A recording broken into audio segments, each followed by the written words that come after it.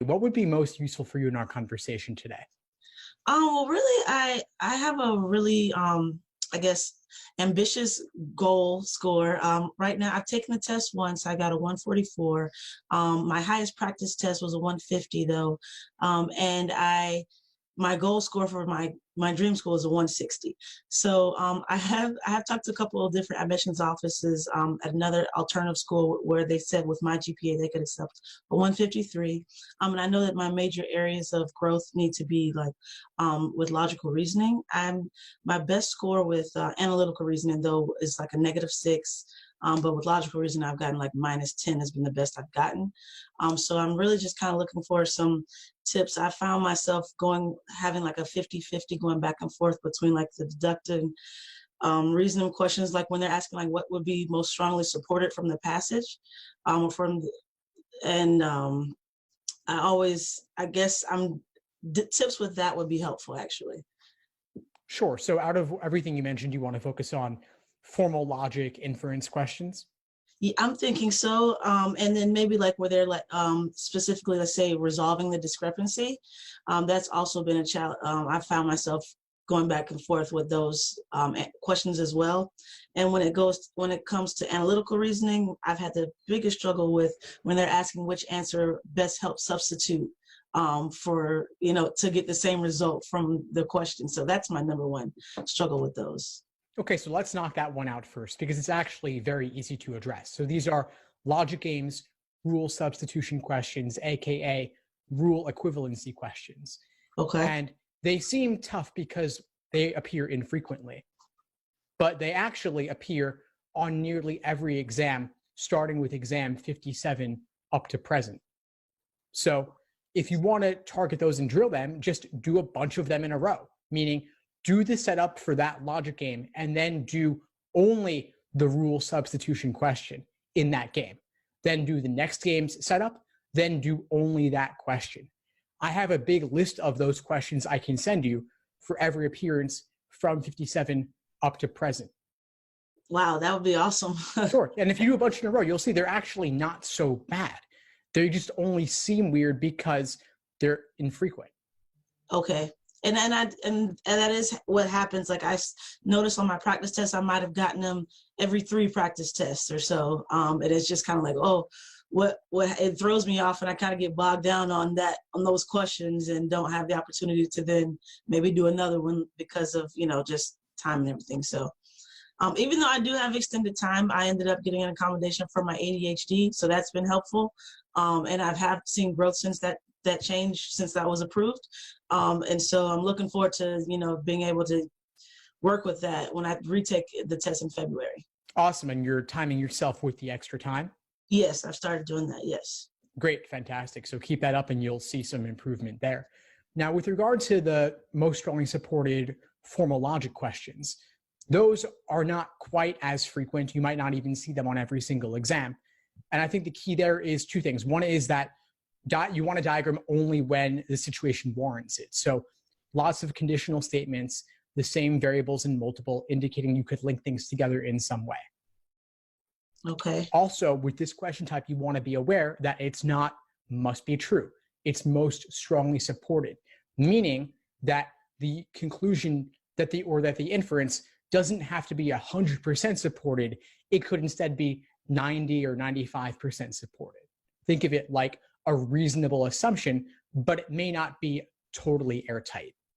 So does that mean there would be an answer that is airtight and they would consider that one incorrect, possibly, or?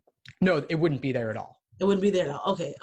Because something that is a must is incredibly supported, but the word most gives you a little bit of wiggle room.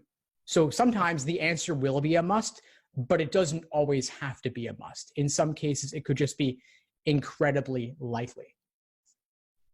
Okay, gotcha. If it's formal logic, diagramming is the way to go. Otherwise, you may be looking for a paraphrase of all or one part of the stimulus or a combination of different parts. Okay. Sub questions. That's helpful. Thank you. Yeah, Okay. sure, of course. And then you also mentioned resolve the paradox, right? Yes, that's correct. So I find it kind of interesting in logical reasoning in general, because you could easily take the same stimulus and with some modification, turn it into a variety of question types. So if there's someone who says these two seemingly contradictory things can't both be true, therefore one of them is wrong, they are failing to consider that there could be some alternative explanation for why those could both coexist. So for example, someone got a 150 and they got into Harvard Law. How could that possibly be the case? One of those two things is false. Turns out the parents of the kid who got a 150 also gave a several $1 million donation. I was gonna say nepotism, or right, exactly. So that is new information that could help to resolve that apparent discrepancy between the relatively lower score getting into a top school. Okay. And so does that mean, like, if there's, I guess with the discrepancy I'm having, I did notice that would go back and forth between two questions, and I would make an assumption early. And so I wonder if there's something that would help me not make that assumption and kind of just stick with the information. Are there any, like, it's just a matter of practicing to stick with what they're giving me? Because I did notice Khan Academy, I'm sorry to interrupt, Khan Academy, they did say, like, I made an extra assumption about that if this was my answer choice. So yeah, you have to, of course, stick with what's stated in the stimulus. And a lot of that is simply practice and getting a sense of what is reasonable to assume, what's not reasonable. So LSAT will assume reasonable to be common sense world knowledge, like the days of the week, for example, or the order of months in a year. Those are things they assume that in general people know, or that, like, if it's raining, that means water's falling from the sky, or that people are likely to have umbrellas, things like that. But when it comes to these apparent discrepancies, it's really figuring out some way that both of those things could be true. And you might prephrase or predict one potential answer when there are, in fact, multiple possibilities. So maybe the person who got a 150, their parents didn't give a donation, but that person hacked into the system and changed their grades or something like that. Right. Okay. There are a variety of ways it could happen. It is. Right. It's absolutely, it's not that it's impossible, it's that it's just highly unlikely, or that something outrageous would have had to have made it so. Right. Or if you want to consider also there are just multiple potential explanations to explain that apparent discrepancy, and the one you predict may not be the only one. But you also have to recognize that there is no such thing on the LSAT as a true paradox. Just like in the real world, there aren't actually paradoxes. We just don't have complete information. But the things that exist, I mean, they exist. They're given. Okay. That makes sense. No, let me ask you this. Realistically, have you seen any of your students, like, after, or I know maybe over an extended period of time, but taking the test in February, I took it for the first time in September. I kind of got burned out and have not gotten back into my steady study routine yet. Maybe last week I kind of got back into the groove, but as far as to the next 3 months that I have, do you think it's realistic to think that I could jump from a 144 to at least like a 155 or so? That's entirely possible. It's not an unreasonable increase that you're looking for. It's just a question of the work you put in and what you change about your prep from last time around. Okay, and I did all self-study through like Khan Academy, their lessons, and a couple of your free videos online and stuff like that. But I'm thinking that, I'm just wondering if it's more of, like you said, doing a bunch of the same questions back to back, if that's what I need to try to focus on first. And of course, I would love to do one of your courses, so I'm trying to make that happen as well. So yeah, I appreciate those responses, actually. Yeah, of course. I'm glad to help. And one last thing I want to add there is, if you're below 150, there's still some fundamental things to work on. So I wouldn't jump into practice questions and review of them immediately.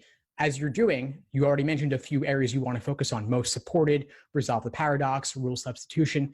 There may be some other areas as well that you want to give extra attention to. And so I would suggest do some work on the foundation, reviewing relevant videos on those topics or relevant textbook chapters on those topics before you do questions of that type, because then you'll get more out of your practice. Okay, thank you. Yeah, I do need to go back. I know you say, I've heard a lot of your podcasts that says like try to review as many of the wrong questions that you've got as possible. So I've only actually fully gone through 2 of my practice tests. I'm taking like 10. So I do have some things to review that I got wrong and things like that. I'm hoping that'll give me a good outline on what to focus on. Great, fantastic. Well, it was a pleasure connecting with you, Ayana. Before we sign off, what would you say is the biggest insight you got from our call today? Today, I would say honestly, just the idea of being able to just think it's okay to do the same question type back to back. I'm thinking I need to learn a little bit of everything, but no, I really should focus more. I'm thinking now you've inspired me to focus more on these specifics first, and then, do practice tests from there. Awesome. Great. Well, glad I was able to help. Please keep in touch and let me know if I can help in any way as you move forward. Thank you so much. Take care. For everything you do. My pleasure. Thanks. Thanks for tuning into the show. Please subscribe if you haven't done so already to be notified of new episodes as I release them. And feel free to reach out if you need anything at all as you move forward with your prep. I'm happy to help however I can. In the meantime, I wish you all the best and take care.